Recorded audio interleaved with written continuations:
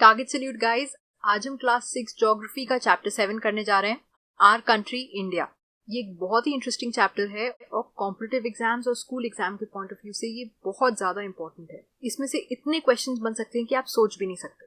अगर आपने हमारे पहले के चैप्टर्स देखे हैं तो आप तो हमारा स्टाइल जानते ही। इस चैप्टर में जो इन्फॉर्मेशन दी हुई है वो तो है ही, हमने अपनी तरफ से इतनी सारी नई इंटरेस्टिंग इन्फॉर्मेशन दी है उन टॉपिक्स के बारे में जिसमें स्टूडेंट्स को अक्सर कंफ्यूजन होता है। आप एक बार ये सब समझ लोगे फिर आपको कभी इसमें कंफ्यूजन नहीं होगा, आई प्रॉमिस। इसको और आसान बनाने के लिए हमने इस चैप्टर को 5 ब्रॉड ब्लॉक्स में डिवाइड किया है। Geographic features, location, international neighbours, political और administrative divisions and physical divisions. As usual एकदम सिंपल फॉर्मेट में इस चैप्टर को कंप्लीट कर लेंगे। So let's start. पहले स्टार्ट करते हैं ज्योग्राफिक फीचर्स से। इंडिया एक ऐसी कंट्री है जिसका ज्योग्राफिकल एक्सपेंस बहुत ज्यादा है, बहुत बड़ी कंट्री है, बहुत ज्यादा ज्योग्राफिकल एरिया कवर करती है। तो पहले जान लेते हैं कि इंडियन पेनिनसुला क्या होता है। आपको भी मालूम है कि इंडिया के लेफ्ट साइड में अरेबियन सी है, राइट साइड में बे ऑफ बंगाल है और सबसे नीचे इंडियन ओशन है। तो तीन तरफ वाटर बॉडीज हैं। So India is surrounded by water bodies on 3 sides and by land on the 4th side, क्योंकि ऊपर की तरफ लैंड है। Therefore we can say that India is a peninsula. क्योंकि पेनिनसुला क्या होता है?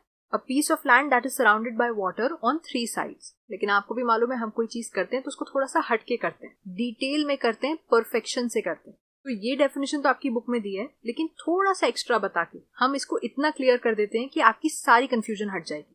पेनिनसुला की ज्यादा क्लियर और ज्यादा एक्यूरेट डेफिनेशन ये है कि a piece of land that is almost entirely surrounded by water but is connected to the main land on one side, इसको कहते हैं पेनिनसुला।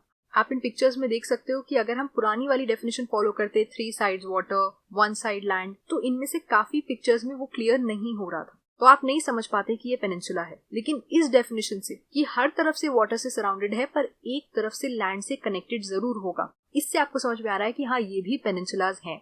इससे एक और इंटरेस्टिंग चीज बताते हैं। हम इंडियन सबकॉन्टिनेंट को पेनिनसुला बोलते हैं, वो सही है, जनरल टर्म्स में बोलते हैं। लेकिन अगर हम प्रिसाइजली बात करें, एक्यूरेटली, तो सिर्फ जो रीजन हमने मार्क किया है that is called peninsular India, क्योंकि सिर्फ उतना पार्ट है जो बाकी साइड से वाटर से सराउंडेड है और एक तरफ से लैंड से कनेक्टेड है। सो जनरली ज्योग्राफिकल टर्म्स में जब हम कहते हैं पेनिनसुलर इंडिया तो हम इतने रीजन की बात कर रहे होते हैं। लेकिन ओवरऑल जनरल टर्म्स में हम कह सकते हैं कि हाँ India is a peninsular land, क्योंकि वहां पे एक पेनिनसुला एग्जिस्ट करता है। ठीक है, क्लियर हो गया। अब आते हैं नेक्स्ट चीज पे, ये भी बहुत इंपॉर्टेंट है, ज्योग्राफिकल एक्सटेंट। इंडिया का टोटल लैंड एरिया है 3.28 मिलियन स्क्वायर किलोमीटर्स। तो पूरा जो लैंड है अगर हम उसका एरिया निकालेंगे तो वो होगा 3.28 मिलियन स्क्वायर किलोमीटर्स। इंडिया का अगर हम नॉर्थ साउथ एक्सटेंट नापते हैं, मतलब नॉर्थ के सबसे नॉर्दर्न मोस्ट पॉइंट से स्टार्ट करते हैं और सबसे सदर्न मोस्ट पॉइंट तक अगर हम मेजर करते हैं तो वो आएगा अप्रोक्सीमेटली 3200 किलोमीटर्स, मतलब कश्मीर टू कन्याकुमारी। और इंडिया का जो ईस्ट वेस्ट एक्सटेंट है from Arunachal Pradesh to Kutch would be around 2900 kilometres. India में बहुत सारे ज्योग्राफिकल फीचर्स हैं। इंडिया बहुत ब्लेस्ड है इस मामले में कि आपको अलग अलग तरह के ज्योग्राफिकल फीचर्स और लैंडफॉर्म्स सब एक ही कंट्री में देखने को मिल जाते हैं। इंडिया के चारों कोनों में, मतलब नॉर्थ में India is bound by the Lofty Himalayan mountains. इतने बड़े खूबसूरत हिमालयन माउंटेन्स है नॉर्थ में। वेस्ट में अरेबियन सी है, ईस्ट में बे ऑफ बंगाल है और साउथ में इंडियन ओशन है। तो ये एक तरह से एक नेचुरल सी बाउंड्री बना देते हैं इंडिया के अराउंड। इंडिया में बहुत सारे माउंटेन्स भी हैं, डेजर्ट भी है, प्लेन्स भी हैं, एक प्लेटो भी है, कोस्ट भी है और आइलैंड्स भी हैं। A very diverse geographical land. इसीलिए हमें इंडिया में बहुत तरह की डाइवर्सिटी देखने मिलती है। लैंडफॉर्म्स की तो है ही, उसके साथ साथ क्लाइमेट की, क्योंकि आपको भी मालूम है भाई डेजर्ट में गर्मी होती है, माउंटेन्स में ठंड होती है। तो अगर लैंडफॉर्म्स चेंज हो रहे हैं, ज्योग्राफिकल फीचर्स चेंज हो रहे हैं, तो क्लाइमेट भी चेंज होगा ही। और क्लाइमेट चेंज होगा तो वहाँ की वेजिटेशन चेंज होगी, वहाँ पे जो पौधे उग रहे हैं, जो प्लांट्स उग रहे हैं वो चेंज होंगे, वाइल्ड लाइफ चेंज होगी, लैंग्वेज चेंज होगा, रहन सहन का तरीका चेंज होगा और कल्चर चेंज होगा। सो अ लॉट ऑफ डाइवर्सिटी। फिर आते हैं पॉपुलेशन पे।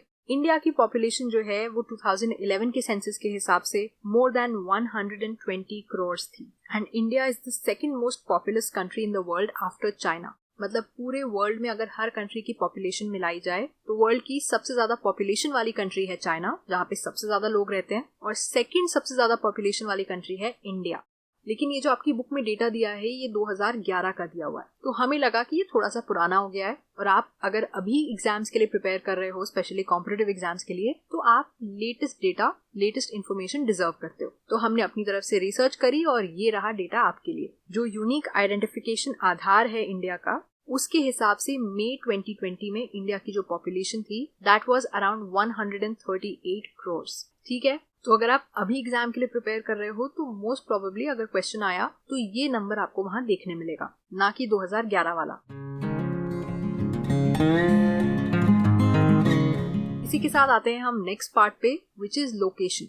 इंडिया जो है वो पूरी तरह से नॉर्दर्न हेमिस्फीयर में लोकेटेड है। ये बात बहुत इंपॉर्टेंट है। आपको याद होगा हमने अर्थ को नॉर्थ और साउथ दो हेमिस्फीयर्स में डिवाइड किया था, जो इक्वेटर डिवाइड करता है ना।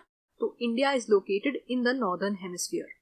एक और इंटरेस्टिंग और इम्पोर्टेंट बात यह है कि the Tropic of Cancer which is at 23.5 degrees north passes almost half way through our country. मतलब अगर हम इंडिया को ऑलमोस्ट हाफ में डिवाइड करें तो वहां से ट्रॉपिक ऑफ कैंसर पास करता है। और ट्रॉपिक ऑफ कैंसर एक बहुत ही इंपॉर्टेंट लैटिट्यूड है, ये आपको मालूम है।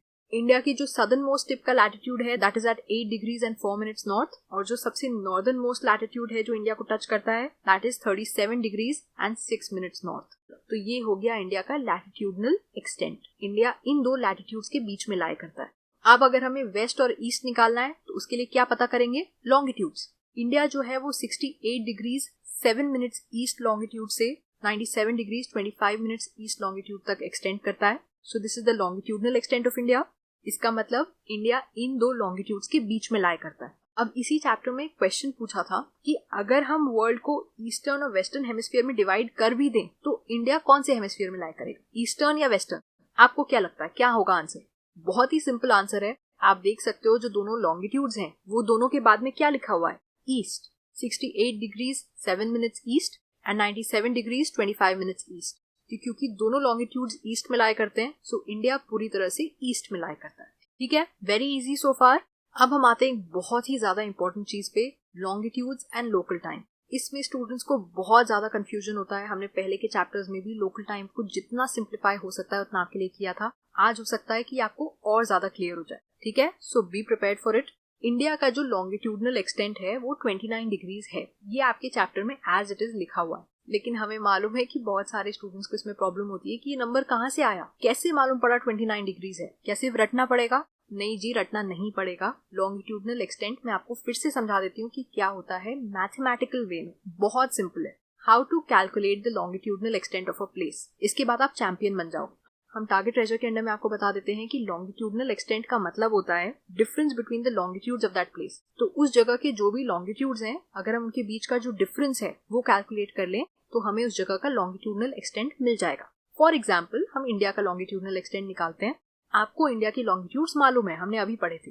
97 degrees 25 minutes minus 68 degrees 7 minutes. अच्छा जी, हम आपको ये भी बता दें कि 1 डिग्री में 60 मिनट्स होते हैं और 1 मिनट में 60 सेकेंड्स होता है। तो ये जो डिग्री का सिंबल हम बनाते हैं ये ऐसे गोल, छोटा सा जो गोल बनाते हैं ऊपर, उससे बनता है। और मिनट्स जो होता है ये ऐसे करके जो हम एक अपॉस्ट्रोफी जैसी लगाते हैं, इससे हम मिनट्स डिनोट करते हैं। तो यहाँ पे तो ये यूज नहीं होगा, लेकिन कभी और अगर आपको लॉन्गिट्यूडनल एक्सटेंट निकालना है और आपको माइनस करना है तो ये याद रखिएगा कि the maximum number of minutes can be 60। 1 degree में 60 मिनट्स होते हैं। यहाँ पे बहुत सिंपल है, सब्सट्रैक्शन कर लेंगे। 97 degrees 25 minutes minus 68 degrees 7 minutes is equal to 29 degrees 18 minutes. यहाँ से आया वो नंबर 29 डिग्रीज जो है वो अप्रोक्सीमेटली हमारा लॉन्गिट्यूडनल एक्सटेंट है। समझ में आ गया? अब तो क्लियर हो गया।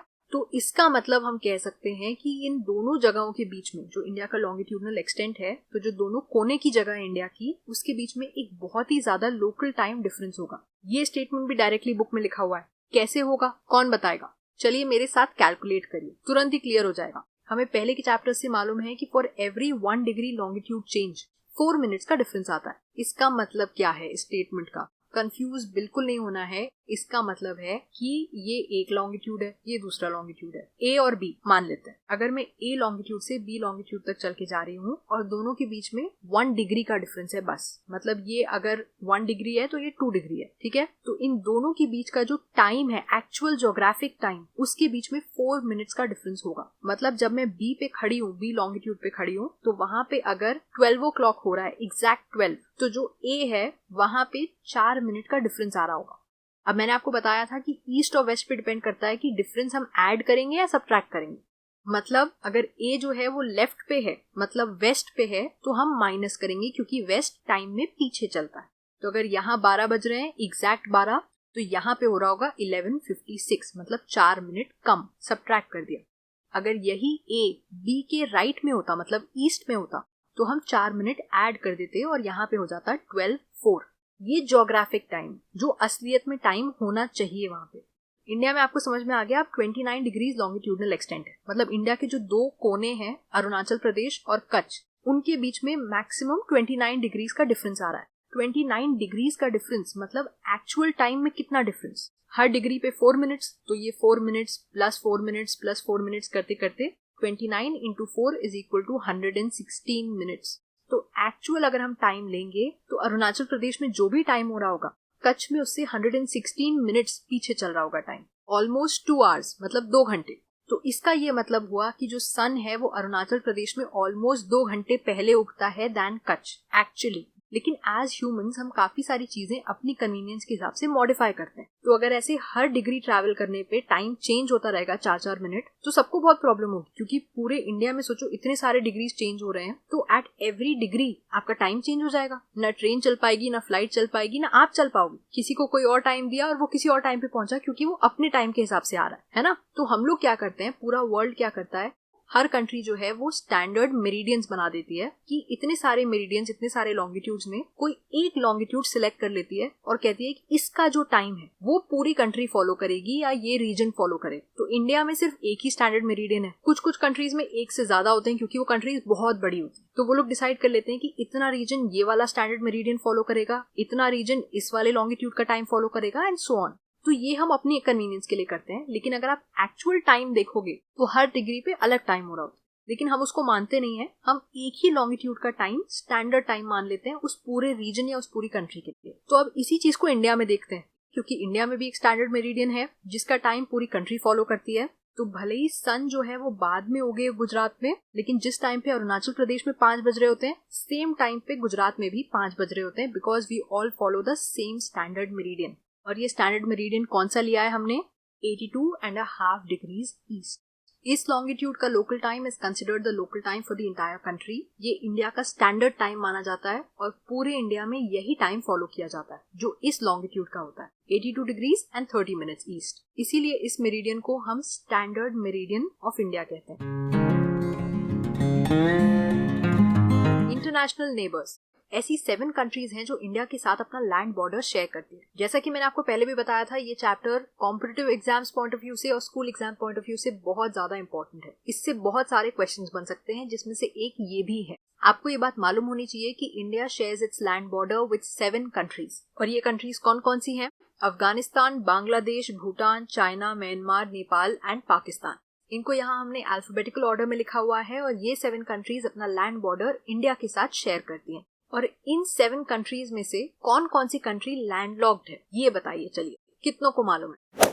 आंसर है 3 countries which are Afghanistan, Bhutan और नेपाल। ये तीनों कंट्रीज लैंडलॉक्ड है। अब आप पूछोगे लैंडलॉक का मतलब क्या होता है? बहुत सिंपल है, हम टारगेट इंग्लिश के अंडर में आपको बता देते हैं कि लैंडलॉक्ड का मतलब a country that doesn't have direct access to any sea or ocean and is surrounded by land on all sides। कितना सिंपल है। इसका मतलब वो चारों तरफ से लैंड से सराउंडेड है और उसको डायरेक्टली किसी भी सी या ओशन का एक्सेस नहीं है। ऐसी किसी भी कंट्री को कहा जाता है लैंड लॉक्ड कंट्री, क्योंकि वो चारों तरफ से लैंड से लॉक हो गई, कहीं से भी डायरेक्टली सी को एक्सेस नहीं कर पा रही है। ठीक है, तो ये थे इंडिया के लैंड नेबर्स। इसके अलावा पानी को क्रॉस करने के बाद भी इंडिया के दूसरे नेबर्स हैं। So across the sea to the south हमारे आइलैंड नेबर्स हैं श्रीलंका और मालदीव्स। श्रीलंका और इंडिया को सेपरेट करता है एक बहुत ही important strait which is the Palk strait, PALK। ठीक है, यहाँ पे स्ट्रेट की स्पेलिंग हमें पहले भी किसी ने कमेंट किया था कि स्ट्रेट की स्पेलिंग, भाई स्ट्रेट की ज्योग्राफी में स्पेलिंग होती है STRAIT। जो आप दूसरा वाला स्ट्रेट होता है STRAIGHT, वो इंग्लिश में होता है। दिस स्ट्रेट, जो हम आपको पहले के लेक्चर्स में बता चुके हैं कि स्ट्रेट क्या होता है, एक पतली सी वाटर बॉडी होती है जो 2 लैंड मासेस को अलग कर रही होती है, सेपरेट कर रही होती है। सो इंडिया और श्रीलंका को जो स्ट्रेट सेपरेट करता है उसका नाम है पार्क स्ट्रेट। इसी के साथ आते हैं हम अपने नेक्स्ट ब्लॉक पे, which is political and administrative divisions. जैसा कि हम बात कर चुके हैं कि इंडिया एक बहुत ही वास्ट कंट्री है, बहुत ही बड़ी कंट्री, और इसीलिए हम इसको स्टेट्स और यूनियन टेरिटरीज में डिवाइड करते हैं, जिससे इसको पॉलिटिकली और एडमिनिस्ट्रेटिव वे में ज्यादा अच्छे से मैनेज किया जा सके। इंडिया में टोटल 28 स्टेट्स हैं और 8 यूनियन टेरिटरीज हैं। As of December 2020। दिल्ली जो है वो इंडिया का नेशनल कैपिटल है और जो इंडिया के स्टेट्स हैं वो बेसिकली लैंग्वेज के बेसिस पे फॉर्म किए गए हैं। तो अगर किसी रीजन का लैंग्वेज सिमिलर है तो उस पूरे को मिला के ऑलमोस्ट एक स्टेट बना दिया गया। ठीक है, अब क्योंकि हमारी आदत है आपको कुछ एक्स्ट्रा बताने की, कुछ अच्छा बताने की, तो टारगेट ट्रेजर के अंडर में हमने आपको सारे 28 जो अभी स्टेट्स हैं इंडिया में उनके नाम बता दिए हैं यहाँ पे, starting from Andhra Pradesh in alphabetical order going all the way up to West Bengal. और टारगेट ट्रेजर के अंडर में हम आपको ये भी बता देते हैं कि तेलंगाना जो स्टेट है that was formed on June 2, 2014 from Andhra Pradesh. तो आंध्र प्रदेश को तोड़ के बनाया गया था तेलंगाना और आंध्र प्रदेश। ये उनके लिए बहुत इंपॉर्टेंट है जो अगेन कॉम्पिटिटिव एग्जाम्स के लिए प्रिपेयर कर रहे हैं। ठीक है, इसी के साथ अब बता ही रहे हैं तो पूरी बात बताते हैं। स्टेट्स के बारे में हमने बता दिया, तो now we come to union territories. जो 8 यूनियन टेरिटरीज हैं हम उनका नाम भी आपको टारगेट ट्रेजर के अंडर में बता देते हैं। Andaman and Nicobar islands, Chandigarh, Dadra and Nagar Haveli and Daman and Diu, the NCT of Delhi, Jammu and Kashmir, Ladakh, Lakshadweep and Puducherry. NCT का मतलब होता है नेशनल कैपिटल टेरिटरी। ठीक है, फिर से कुछ और इन्फॉर्मेशन जो कॉम्पिटिटिव एग्जाम्स के लिए प्रिपेयर करने वालों के लिए बहुत ज्यादा इंपॉर्टेंट है। Union territories of Ladakh and Jammu and Kashmir came into existence on October 31, 2019। इसका मतलब जम्मू एंड कश्मीर पहले एक स्टेट था, उससे 2 यूनियन टेरिटरीज बनाई गई, एक लद्दाख, दूसरी जम्मू एंड कश्मीर, और ये हुआ था अक्टूबर 31, 2019 को। तो ये डेट बहुत ज्यादा इंपॉर्टेंट है। दमन एंड दीव और दादरा एंड नगर हवेली ये 2 अलग यूनियन टेरिटरीज थी और इनको कंबाइन करके एक यूनियन टेरिटरी बनाया गया जनवरी 26, 2020 को। सो बहुत सारी इंटरेस्टिंग इन्फॉर्मेशन है इस चैप्टर में और काफी कुछ हमने अपनी तरफ से भी बता रखा है। ये सब चीजें आपको हमारी कंट्री के बारे में मालूम होनी चाहिए, इससे आप कहीं ज्यादा इंटेलिजेंट हो जाते हैं। फ्रेंड्स पे इंप्रेशन मारने के लिए भी बहुत ही अच्छी चीज है ऐसी नॉलेज की बातें करना। तो अब आगे बढ़ते हैं अपने नेक्स्ट ब्लॉक पे, फिजिकल डिविजन्स। हमने पॉलिटिकल डिविजन्स की बात कर ली, अब आते हैं फिजिकल डिविजन्स पे। India is marked by a diversity of physical features जैसे कि mountains, plateaus, plains, coasts, islands. ये सारी चीजें आ जाती हैं फिजिकल फीचर्स में, जो मैन मेड नहीं है, जो ऑलरेडी नेचर ने बना के रखी। So these are physical features. एक एक करके इन सबको डिस्कस कर लेते हैं।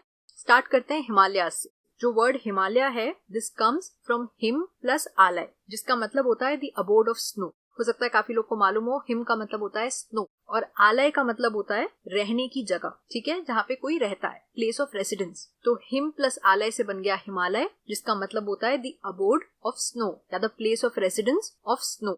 हिमालयन माउंटेन्स को 3 पैरेलल रेंजेस में डिवाइड किया जा सकता है। द ग्रेट हिमालयाज जिसको कहा जाता है हिमाद्री, द मिडिल हिमालयाज या Himachal and the outer Himalayas या शिवालिक। बुक में सिर्फ शिवालिक दिया हुआ है लेकिन इसको आउटर हिमालयाज भी कहा जाता है। मिडिल हिमालयाज को लेसर हिमालयाज भी कहा जाता है। मतलब ऐसे हिमालयाज की जो रेंजेस हैं इनके बहुत सारे नाम होते हैं। जो ग्रेट हिमालयाज हैं जिनको हिमाद्री भी कहते हैं, they are the northern most, मतलब सबसे ऊपर सबसे नॉर्थ में वो होते हैं। और वर्ल्ड की जो सबसे ज्यादा हाईएस्ट पीक्स हैं वो हिमाद्री में ही सिचुएटेड है। They are located in this range. तो जो ग्रेट हिमालयाज हैं, आपको नाम से ही मालूम पड़ रहा है, ये सारे हिमालयन माउंटेन्स में सबसे ज्यादा ऊंचे होते हैं, सबसे बड़े माउंटेन्स हैं। सेकंड आते हैं द मिडिल हिमालयाज या फिर द हिमाचल पे। ये जो है ये हिमाद्री के साउथ में लोकेटेड है, मतलब अंदर की तरफ, नीचे की तरफ। और काफी सारे जो पॉपुलर हिल स्टेशन हैं जहाँ पे हम हॉलीडेज मनाने जाते हैं, वेकेशन मनाने जाते हैं, वो सब हिमाचल रेंजेस में सिचुएटेड है, मतलब मिडिल हिमालयाज में। आपको फिर से नाम से मालूम पड़ रहा है ये ग्रेट हिमालय से कम हाइट के होते हैं लेकिन शिवालिक से ज्यादा बड़े होते हैं। ठीक है, फिर आते हैं आउटर हिमालयाज पे या शिवालिक्स पे। ये सबसे सदर्न मोस्ट रेंज है, हाइट में सबसे कम है, सबसे नीचे की तरफ सिचुएटेड है। इनके बाद फिर प्लेन स्टार्ट हो जाते हैं विच is the next feature. Northern Indian plains जो है वो हिमालयाज के साउथ में सिचुएटेड है और ये ज्यादातर एकदम लेवल और फ्लैट है। मतलब माउंटेन्स कैसे ऊंचे होते हैं, ऊबड़ खाबड़ होते हैं, जो नॉर्दर्न इंडियन प्लेन्स हैं वो मोस्टली एकदम फ्लैट है। इन प्लेन्स को किसने बनाया? इन प्लेन्स को बनाने का क्रेडिट जाता है इंपॉर्टेंट रिवर्स को। ये रिवर्स अपने साथ जो अलूवियल डिपॉजिट्स लेके आती हैं, उसकी वजह से नॉर्दर्न इंडियन प्लेन्स बने हैं। अलूवियल डिपॉजिट्स आपको मालूम है, अब तो आप ये स्टोरी सुन सुन के बोर हो चुके हो कि रिवर्स जो हैं वो इरोजन करती हैं, रॉक्स, माउंटेन्स, इन सबको इरोड करके जो मटेरियल लेके आती हैं उसको यहाँ प्लेन्स में डिपॉजिट करती हैं, which are called alluvial deposits. ये बहुत ही ज्यादा फर्टाइल होते हैं, कल्टिवेशन के लिए बहुत अच्छे होते हैं, इस पे क्रॉप्स बहुत अच्छे से उगाए जा सकते हैं।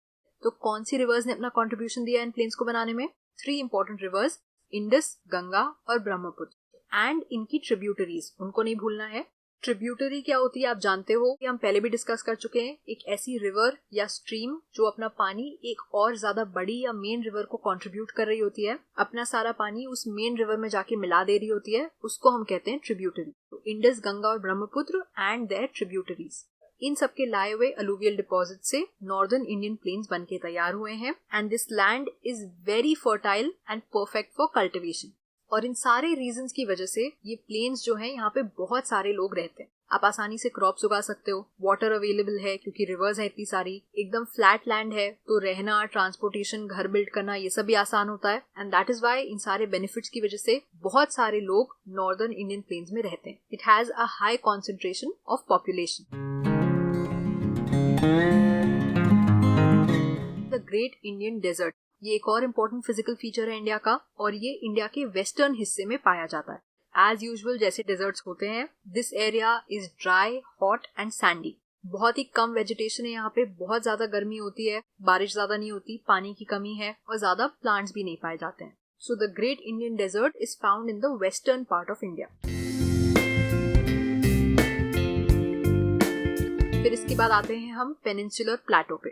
मैं आपको ऑलरेडी समझा चुकी हूँ कि पेनिनसुला का मतलब क्या होता है, और इंडियन पेनिनसुलर रीजन की जब हम बात करते हैं तो हम किस एरिया की बात कर रहे हैं। वहीं पे इंडिया का प्लेटो पाया जाता है।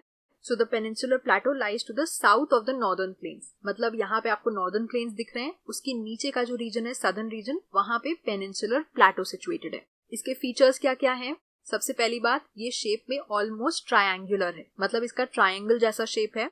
इसका जो रिलीफ है वो बहुत ही ज्यादा अनइवन है। इसका मतलब जैसे हमने बात करी थी, नॉर्दर्न प्लेन्स बहुत ही ज्यादा फ्लैट और लेवल है। पेनिनसुलर प्लेटो ऐसा नहीं है, ऊबड़ खाबड़ है, ऊंचा नीचा है। तो हम कह सकते हैं कि इसका जो रिलीफ है वो बहुत अनइवन है।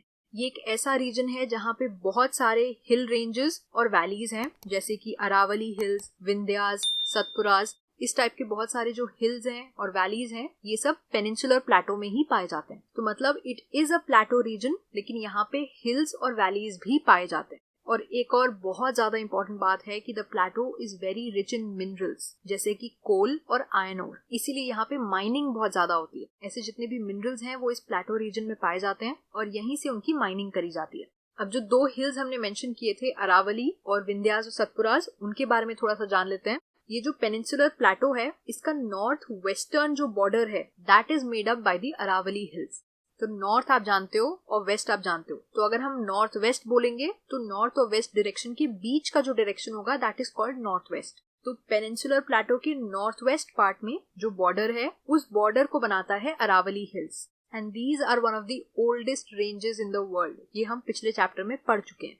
नेक्स्ट आते हैं विंध्यास और सतपुरास पे। ये भी बहुत ज्यादा इंपॉर्टेंट रेंजेस हैं। दो इंपॉर्टेंट रिवर्स नर्मदा और तापी, ये इन रेंजेस के थ्रू फ्लो करती है। मतलब ये विंध्यास और सतपुरास के थ्रू फ्लो करती है। ये रिवर्स इसलिए इंपॉर्टेंट है, नर्मदा और तापी जो रिवर्स हैं ये इसलिए इंपॉर्टेंट है because these are west flowing rivers, जो जाके अरेबियन सी में मिल जाती है। मैक्सिमम रिवर्स जो है इंडिया की वो ईस्ट फ्लोइंग रिवर्स है। तो अगर आपसे कभी कोई पूछे कि दो इंपॉर्टेंट रिवर्स का नाम बताओ जो ईस्ट फ्लोइंग नहीं है, जो वेस्ट फ्लोइंग है, जो वेस्ट की तरफ फ्लो करती है, तो आप बोलोगे नर्मदा और तापी। ये दो बहुत ही इंपॉर्टेंट रिवर्स हैं जो ईस्ट फ्लो करने के बजाय वेस्ट में फ्लो करती है और जाके अरेबियन सी से मिल जाती है।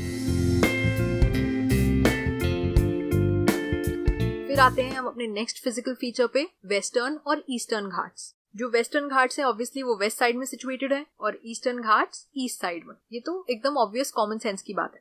Western Ghats are also called Sahyadris. इनका दूसरा नाम होता है सह्याद्रीज और ये पेनिनसुलर प्लेटो का वेस्ट बॉर्डर बनाते हैं। तो जहाँ पे पेनिनसुलर प्लेटो खत्म होता है उसके वेस्ट साइड में वेस्टर्न घाट सिचुएटेड है। वेस्टर्न घाट्स की ये प्रॉपर्टी है कि एक्चुअली माउंटेन्स हैं जो कंटिन्यूअस हैं, मतलब ये ज्यादा टूटते नहीं है, लगातार ही माउंटेन की रेंज है। ऑन द अदर हैंड अगर हम ईस्टर्न घाट्स की बात करें तो पेनिनसुलर प्लेटो जहाँ खत्म होता है उसके ईस्ट साइड में जो बाउंड्री बनती है that is made up by the Eastern Ghats. और ये जो है ये ब्रोकन और अनइवन है। This is a major difference between Western Ghats और ईस्टर्न घाट्स। ये बहुत ज्यादा इंपॉर्टेंट है। वेस्टर्न घाट्स ऑलमोस्ट कंटिन्यूअस हैं, उनकी जो चेन है वो ब्रेक नहीं होती है ज्यादा, लेकिन ईस्टर्न घाट्स में जो माउंटेन्स हैं ये काफी ब्रोकन है और अनइवन है, मतलब लगातार एक लाइन में नहीं है, बीच में गैप्स भी हैं और ऊपर नीचे है। So this is an important difference between Western Ghats and eastern Ghats. Then we come to our second last feature, which is coastal plains. Coastal plains क्या होते हैं? जो सी के एकदम बगल वाला रीजन होता है लैंड का, उसको हम कहते हैं कोस्ट. सी कोस्ट कहते हैं ना, तो सी के एकदम बगल वाला जो लैंड का रीजन होता है that is called coastal planes. और ये वेस्टर्न घाट्स के वेस्ट में सिचुएटेड है और ईस्टर्न घाट्स के ईस्ट में सिचुएटेड है, क्योंकि इंडिया का जो सबसे कोने वाला लैंड है उसमें आ गए कोस्टल प्लेन्स. यहाँ पे भी हम कंपैरिजन कर लेते हैं वेस्टर्न और ईस्टर्न साइड में. जो वेस्टर्न कोस्टल प्लेन्स हैं दे आर वेरी नैरो, बहुत पतले हैं, और जो ईस्टर्न साइड में कोस्टल प्लेन्स हैं दे आर मच ब्रॉडर, मतलब वहाँ का लैंड काफी चौड़ा है. कोस्टल प्लेन्स इसलिए बहुत इंपॉर्टेंट है क्योंकि यहाँ से काफी सारी रिवर्स फ्लो करती हैं, specially on the east side. जो ईस्टर्न कोस्टल प्लेन है वहाँ पे बहुत सारी ईस्ट फ्लोइंग रिवर्स है. अभी हमने वेस्ट फ्लोइंग रिवर्स के बारे में पढ़ लिया ना, नर्मदा और तापी, तो अब हम समझ लेते हैं ईस्ट फ्लोइंग रिवर्स के बारे में. Important east flowing rivers are Mahanadi, Godavari, Krishna and Kaveri, और ये सब जाके मिलती हैं बे ऑफ बंगाल में. ये जो भी रिवर्स हैं ये अपने माउथ पे बहुत ही फर्टाइल डेल्टास बनाती हैं. डेल्टा क्या होता है ये भी हम पहले पढ़ चुके हैं, लेकिन अब हम बात कर ही रहे हैं तो मैं रिवर से रिलेटेड आपको दो इंपॉर्टेंट टर्म्स बता देती हूँ. माउथ ऑफ अ रिवर और रिवर डेल्टा. रिवर जहाँ पे सी से मिलती है उसको कहा जाता है माउथ ऑफ अ रिवर. जहाँ से ओरिजिनेट करती है, जहाँ से स्टार्ट होती है, उसको कहा जाता है रिवर सोर्स. और फिर फ्लो करने के बाद फाइनली जहाँ पे वो सी से मिलती है या ओशन से मिलती है उस पॉइंट को कहा जाता है माउथ ऑफ अ रिवर. और ओशन से मिलने से जस्ट पहले रिवर काफी स्लो हो जाती है और अपना सारा जो मटेरियल, जो इरोजन का मटेरियल वो कैरी कर रही होती है, उसको डिपॉजिट करने लगती है, जिसकी वजह से, इन डिपॉजिशंस की वजह से रिवर पतली पतली स्ट्रीम्स में डिवाइड हो जाती है. इस पूरे रीजन को कहा जाता है डेल्टा, जहाँ पे रिवर ये डिपॉजिट्स करती है और पतली स्ट्रीम्स में फ्लो करने लग जाती है. और ये रीजन अक्सर बहुत ही ज्यादा फर्टाइल होता है. फॉर एग्जाम्पल गंगा और ब्रह्मपुत्र, ये बहुत ही इंपॉर्टेंट रिवर्स हैं और ये दोनों फ्लो करती हैं बे ऑफ बंगाल में. और जब ये दोनों बे ऑफ बंगाल से जाके मिलती हैं तो वहां पे ये एक डेल्टा बनाती हैं जिसको हम कहते हैं सुंदरबन डेल्टा. ये वर्ल्ड का लार्जेस्ट डेल्टा है, सबसे बड़ा, और इसका शेप ऑलमोस्ट ट्रायंगुलर है, मतलब ये भी ऑलमोस्ट एकदम ट्रायंगल के शेप का है. तो ये बात याद रखिएगा कि Sundarbans delta is the largest delta in the world, और ये किससे बनता है? गंगा और ब्रह्मपुत्र रिवर से बनता है. ठीक है, आपको मालूम होगा कि सुंदरबन डेल्टा जो है वो टाइगर्स के लिए बहुत फेमस है. बहुत ही मोटे हट्टे कट्टे टाइगर्स वहां पाए जाते हैं. Very beautiful and very royal. Now we come to the last physical feature of India, which is islands. India में दो ग्रुप ऑफ आइलैंड्स पाए जाते हैं, लक्षद्वीप और अंडमान एंड निकोबार. लक्षद्वीप आइलैंड्स जो हैं वो अरेबियन सी में सिचुएटेड हैं और ये कोरल आइलैंड्स हैं. इसका मतलब ये कोरल से बने हुए हैं. अब कोरल्स क्या होते हैं? मरीन एनिमल्स होते हैं जिनको कहा जाता है पॉलिप्स. ठीक है, उनके ऊपर एक हार्ड शेल, एक स्केलेटन बन जाता है जिसको कहा जाता है कोरल. जब पॉलिप्स मर जाते हैं तो उनका सिर्फ हार्ड स्केलेटन बचता है. इस हार्ड स्केलेटन पे अब दूसरे पॉलिप्स अपने आप को अटैच करके वो ग्रो करने लगते हैं. फिर वो मर जाते हैं, फिर उनकी स्किन इसी पे अटैच रह जाती है. ठीक है, फिर नेक्स्ट पॉलिप आके अपने आप को इस पे अटैच कर लेता है और वो ग्रो करने लग जाता है. इसी तरह से ये और ऊंचा बनता जाता है और बड़ा बनता जाता है, और ऐसे ही बन जाते हैं कोरल आइलैंड्स. ये पूरा लैंड एरिया बना देते हैं. तो अब आपको समझ में आया कि लक्षद्वीप आइलैंड्स, जिनको हम कोरल आइलैंड्स कह रहे हैं, वो कैसे बने हैं? वो इसी तरह से बने हुए. ठीक है, दूसरे हैं Andaman and Nicobar islands. These lie to the south east of the Indian mainland, मतलब इंडिया के सदर्न पार्ट में और ईस्टर्न पार्ट में लोकेटेड है, and they are situated in the Bay of Bengal.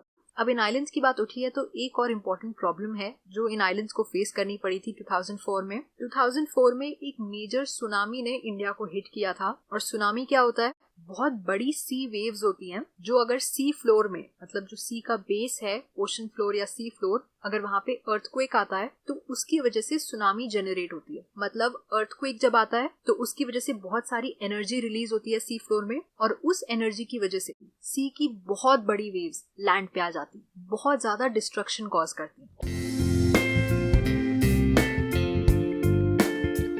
और इसी के साथ हमारा ये चैप्टर कंप्लीट हो गया है. आई होप आपको ये समझ में आ गया होगा अच्छे से. अगर आपको ये लेक्चर पसंद आया होगा तो प्लीज सब्सक्राइब, लाइक और कमेंट करिए. हमें बताइए कि आपको हमारे लेक्चर्स कैसे लगते हैं. I will see you guys next time with the next chapter.